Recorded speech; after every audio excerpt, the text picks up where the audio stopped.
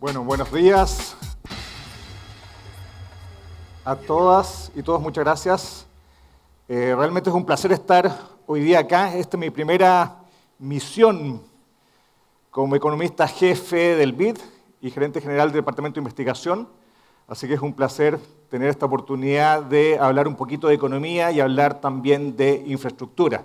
Así que les agradezco mucho a los organizadores de que me hayan invitado para hablar de estos temas. En contraste con lo que decía el presidente Frei y el ministro Moreno, quiero que la infraestructura la hagamos sexy, la hagamos atractiva.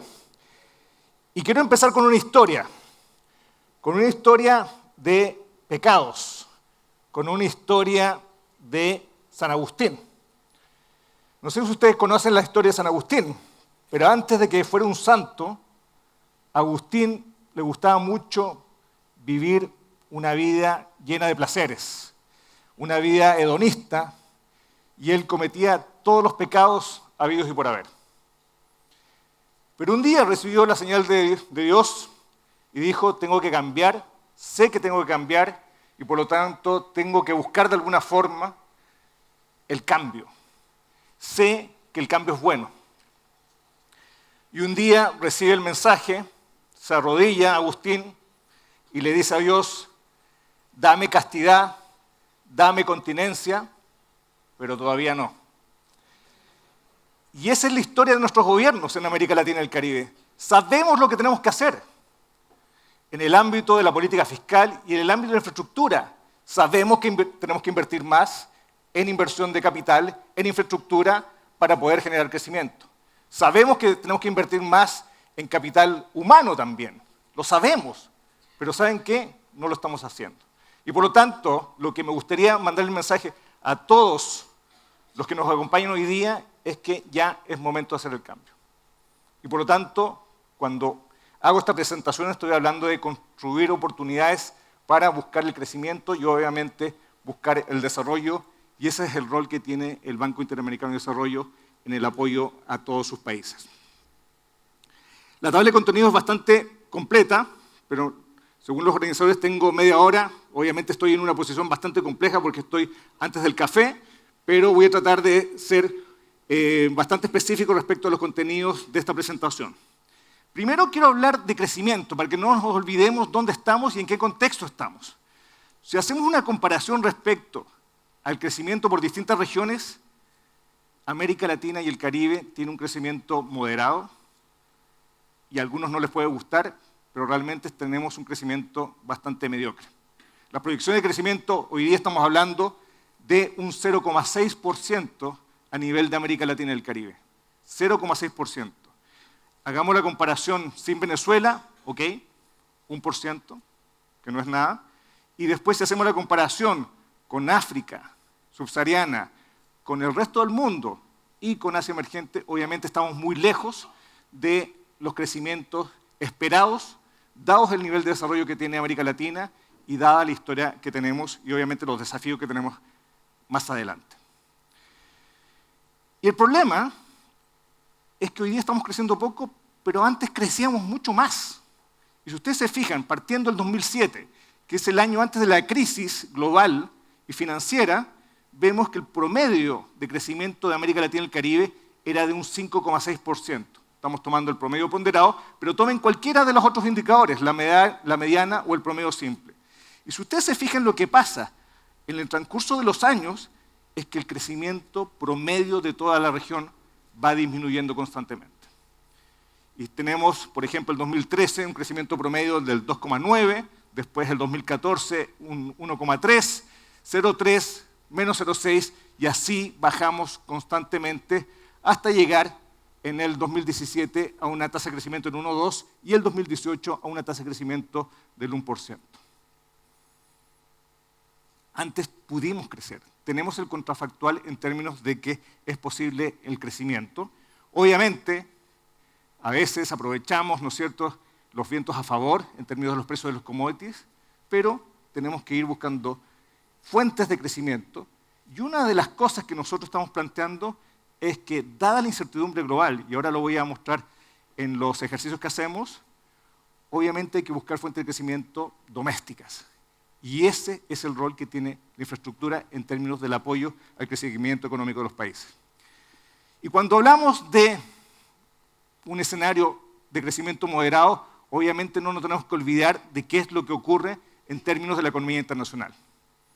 Y lo que vemos, y obviamente ya lo hemos discutido durante el transcurso de la mañana, es que hay varios shocks que podrían estar presentes y se podrían materializar en los próximos meses. El más claro son las tensiones comerciales, y le sumaría las tensiones tecnológicas entre Estados Unidos y China, que obviamente van a tener un impacto directo en América Latina y el Caribe. Acá hacemos un par de ejercicios en términos de qué implicaría en términos de crecimiento en Estados Unidos y en China, y el impacto es bastante significativo en la región. Si uno además combina este tipo de shocks con un crecimiento menor en el caso de Estados Unidos, un crecimiento menor en el caso de China, y además un efecto en precios financieros, podríamos entrar en una recesión en el 2020. Ese es un escenario posible. Obviamente estamos en una economía global que es bipolar, porque depende del día. Hoy día estamos celebrando la pospuesta, ¿no es cierto?, del aumento de aranceles por parte de Estados Unidos sobre China, pero esto depende del día, ¿no es cierto? Si tenemos otro día de seminario, tal vez podría ser una historia distinta, pero esa amenaza es latente y está presente. Y obviamente podría tener un impacto en nuestra región. Y otro shock que me gustaría incluir en este contexto es Brexit. Si uno analiza el intercambio comercial que tiene el Reino Unido con nuestros países en América Latina y el Caribe, es súper bajo. En realidad es bastante menor. Sin embargo, el shock de crecimiento en el Reino Unido le pega a todo el mundo, a Asia, a Europa y a Estados Unidos, y eso obviamente tiene un efecto en América Latina y el Caribe, y por lo tanto yo lo pondría dentro de los shocks posibles que tendrían un impacto negativo en América Latina y el Caribe. Lo malo de todo esto es que si uno hace una comparación respecto al año pre-crisis versus lo que estamos viviendo hoy, estamos escasos de municiones. Por el lado de la política fiscal, por ejemplo, si hacemos análisis de los balances fiscales, hoy día estamos peor respecto al año 2007, pero lo mismo ocurre en el caso del balance de cuenta corriente y la dolarización de pasivos. El único punto donde estamos un poquito mejor dentro de estos cuatro variables fundamentales es en el caso de las reservas internacionales, pero habiendo dicho eso, estamos muy lejos del óptimo. Y por lo tanto tenemos un escenario en que los países de la región no están tan preparados respecto a lo que ocurrió el 2007, donde hubo una política contracíclica bastante fuerte, y obviamente uno de los ejemplos bastante destacados fue el caso chileno. Y a esto le debemos sumar que el mundo desarrollado tampoco está bien preparado. Ya no hay espacio por el lado de la política monetaria. La política monetaria, en términos de tasa de interés de política, son muy bajas y por lo tanto ya no pueden seguir bajando. Y en el caso de la política fiscal, estamos en un escenario bastante parecido, en que los niveles de deuda del mundo desarrollado son bastante altos. Entonces, este escenario que podría tener un impacto incluso en términos de recesión global, incluso en términos de recesión de América Latina, es bastante plausible. Ahora, si queremos tener una mirada de largo plazo, y ese es el problema de la infraestructura, y de alguna forma el presidente Frei lo mencionó en su discurso, la economía política de la infraestructura es bastante compleja, porque cuando hay que reducir gasto público, el gasto que se ve más afectado, y lo vamos a mostrar en los siguientes slides, es el gasto de capital. Porque obviamente el gasto corriente es mucho más complejo. Está relacionado con los salarios, está relacionado con las pensiones y está relacionado obviamente con todos los flujos hacia grupos que obviamente pueden votar en las próximas elecciones. Y no así el caso del gasto de capital. Entonces, cuando uno ve y tiene esta perspectiva de largo plazo en términos del crecimiento, lo que vemos, y acá hacemos una comparación entre el ingreso per cápita de distintas regiones con el ingreso per cápita de Estados Unidos, y si partimos en el año 60, Asia emergente tenía casi un 9% de ingreso respecto al ingreso per cápita de Estados Unidos. En contraste, América Latina en el año 60 tenía un 30,6%. Miren lo que pasó y hacemos la comparación al 2008. Asia emergente redujo esa brecha en términos de ingresos respecto a Estados Unidos y llegó a casi un 50%. En cambio, América Latina y el Caribe lo redujo hasta un 22,7%. ¿Y por qué? Obviamente, por mayores inversiones en Asia emergente y por mayor crecimiento. Es distinto crecer a menos del 2%, como lo hizo América Latina y el Caribe, a crecer más del 4%, como lo hizo Asia emergente. Y eso, obviamente, hace reducir las brechas de ingresos entre nuestra región y Estados Unidos.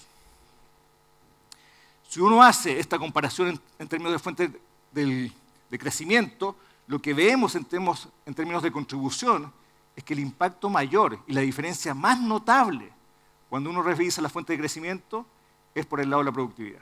Y acá hacemos una comparación entre 1990 y 2018. Vean el dato de Asia emergente respecto a productividad, estamos hablando de un 4%. Miren lo que pasa en América Latina, estamos hablando de un 1,7%. En el caso de América Latina, una caída en productividad de 0,1%, y en el caso de Chile tenemos solamente un aumento marginal de 0,05%.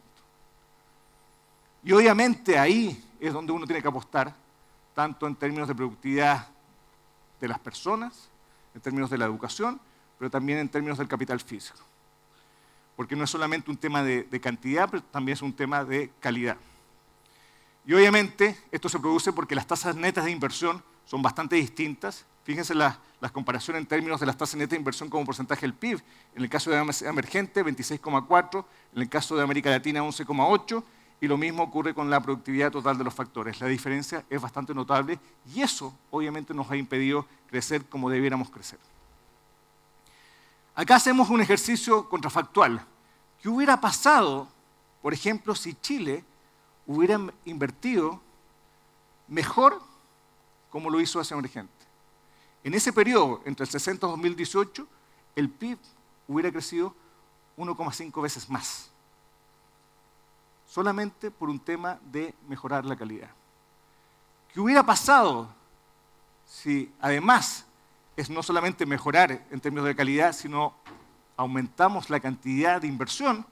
El PIB hubiera aumentado 2,5 veces más. Y obviamente ese es un impacto no solamente en términos de crecimiento, pero también en términos de desarrollo económico, y eso le llega a las personas. Y esa oportunidad la perdimos de alguna forma, pero necesitamos recuperarla también. Entonces ahora uno dice, tenemos crecimiento económico moderado, tenemos varios desafíos en el frente externo. ¿Dónde encontramos fuentes de crecimiento? Tal vez los precios del commodity no nos van a ayudar en los próximos años y por lo tanto una fuente de crecimiento natural, o como lo llaman los gringos, los low hanging fruits, puede ser la infraestructura. Y esa es la apuesta que hoy día está haciendo el BID de alguna forma en las discusiones con las autoridades económicas de los distintos países. Primero el diagnóstico. Si uno revisa en términos del indicador de competitividad del Foro Económico Mundial, la parte de infraestructura, miren dónde está América Latina y el Caribe. Esto tiene un puntaje del 0 al 7 y vemos que las únicas regiones que se sacan un rojo son África subsahariana y América Latina y el Caribe. En términos de la percepción de la calidad de la inversión en infraestructura. Y obviamente eso es como evidente cuando uno hace esta revisión también a nivel local. Y cuando uno ve cómo ha sido la actitud de nuestros países respecto al gasto en capital y al gasto en corriente, hemos visto que el gasto capital va disminuyendo constantemente en el tiempo. Por ejemplo, acá tenemos, si tomamos toda América Latina y el Caribe, vemos que el gasto capital está cerca del 30% y ya el 2016-2017 estamos hablando de un gasto capital de solamente 20%. En contraste, el gasto corriente va subiendo fuertemente. Este gráfico hace más o menos lo mismo, toma la diferencia desde el primer punto, 1980, hasta 2017, y vemos que la diferencia es 10 puntos porcentuales. Si uno hace una comparación, por ejemplo, revisando la historia de Chile, donde hay un récord en términos de inversión en infraestructura, justamente fue en la época del presidente Frei, donde el año 96 tuvo un aumento fuertemente en términos de gasto capital en función del Producto Interno Bruto, que llegó al 3,3%. Entonces, ya lo hicimos y por lo tanto, de nuevo, el mensaje es que se puede hacer nuevamente. ¿Y cuál es el problema principal en términos del gasto corriente que hoy día estamos viviendo? Es que si uno toma, por ejemplo, en el año 2015, la composición del gasto en jubilaciones y salud es 35%. Eso significa que somos una región joven que está gastando como si fuéramos una región con mucho adulto mayor y como si fuéramos una región rica. Si uno hace una proyección demográfica con las mismas tendencias que hoy día estamos viviendo, en 50 años, el 2065, ese gasto en jubilaciones y salud pasa del 35% al casi el 80%. Y eso significa que ya no tenemos espacio para poder hacer gasto en otros temas como educación e infraestructura. Y por lo tanto, tenemos que hacer reformas en muchos sentidos y sobre todo reformas previsionales, y esa obviamente es una de las recomendaciones que hacemos fuertemente a todos los países de la región. Y una de las cosas que también discutió Álvaro de alguna forma es la reforma de Brasil, ¿no es cierto? Es una reforma necesaria, no es suficiente, porque obviamente estamos esperando otras reformas en el ámbito, sobre todo en el ámbito tributario. Una de las recomendaciones que hace justamente el Banco Interamericano de Desarrollo es decir, si tenemos que hacer esfuerzos en términos fiscales, si tenemos que reducir el gasto fiscal, tratemos de tener reglas fiscales que sean flexibles y de alguna forma protejan la inversión. A veces es necesario ajustarse el pantalón, a veces es necesario tener austeridad, pero tratemos de ajustar estas reglas fiscales para que cuando hagamos estos ajustes no le pegue a la inversión pública. Entonces acá lo que estamos haciendo simplemente es proponer ciertas reglas fiscales que defiendan la inversión pública en el tiempo. Hoy día si uno toma los promedios de muchos países, incluso de Chile, el promedio en términos de inversión pública es bastante baja y en general no ha variado. Si uno toma el promedio desde el año 90 hasta el 2018, estamos hablando de un 2,6-2,7% del PIB y hoy día la inversión que estamos haciendo es equivalente a ese promedio. Ahora bien, acá hacemos recomendaciones concretas, después vamos a tener una lista más extensa de esto, pero primero es el esfuerzo en términos de mejorar la calidad de la infraestructura. Es decir, no estamos diciendo inviertan más, obviamente lo vamos a decir más adelante, pero acá estamos diciendo solamente mejoremos la calidad de la infraestructura y si somos un poquito más eficientes, la ganancia en términos del Producto Interno Bruto, al menos en el efecto acumulado de 10 años, llega a 3,5 puntos porcentuales a nivel de América Latina y el Caribe, y en el caso de Chile es bien parecido a ese promedio. Y por lo tanto, simplemente por ser mucho más eficiente en el gasto de capital, tenemos un impacto bastante significativo a nivel del Producto Interno Bruto. Y esto es súper importante porque además tiene un impacto redistributivo. ¿A quién le llegan estos esfuerzos en términos del ingreso adicional? Es a los segmentos de menores ingresos. Acá hacemos la separación en términos de los quintiles y el impacto obviamente es mucho más fuerte y como ejemplo toman simplemente las cuentas de la luz en que el porcentaje en términos del gasto total es mucho mayor para las familias de menores ingresos que las familias más ricas.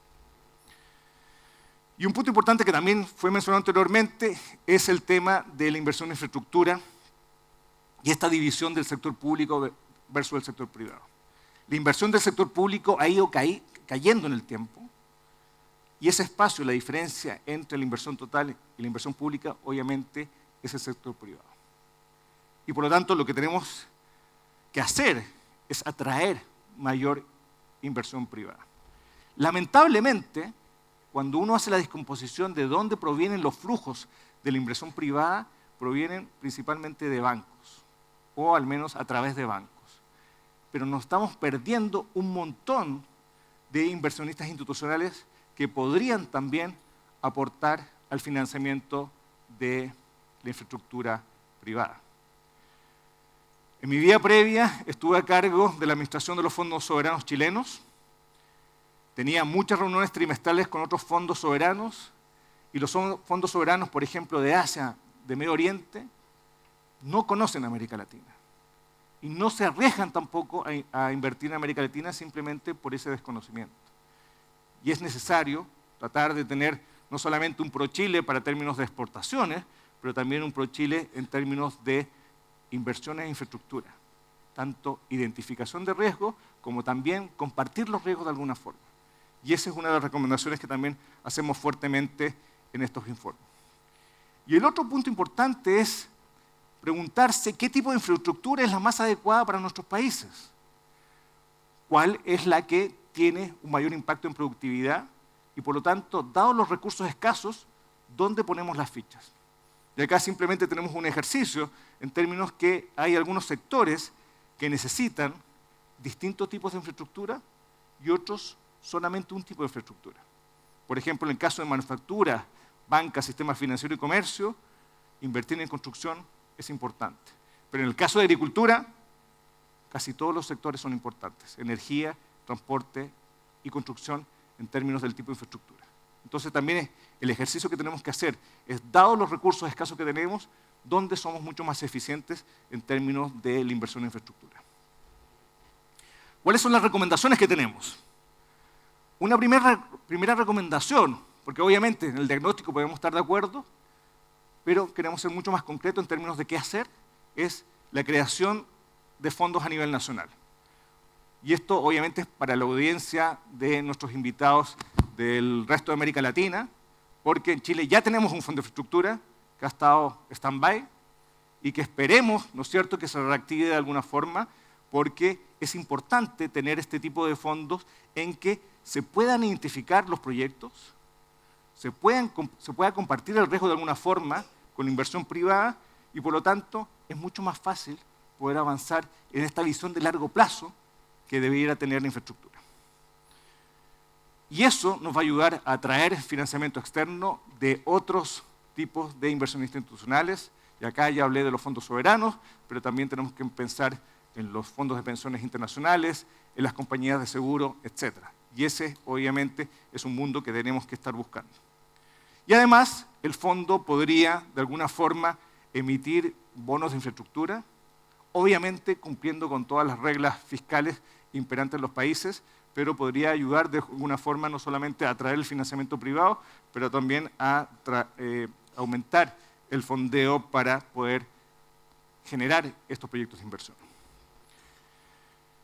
Y la segunda recomendación específica está relacionada con la protección de la inversión pública, ser mucho más finos en la regla fiscal. Muchos países de América Latina y el Caribe han hecho un esfuerzo respecto a distintos tipos de reglas, pero lo malo es que esas reglas ya tienen que ser de alguna forma modernizadas para que cuando existe una reducción en términos del gasto público, en términos de un esfuerzo de austeridad, no le peguemos y no sufra la inversión pública como lo ha sufrido en los últimos años.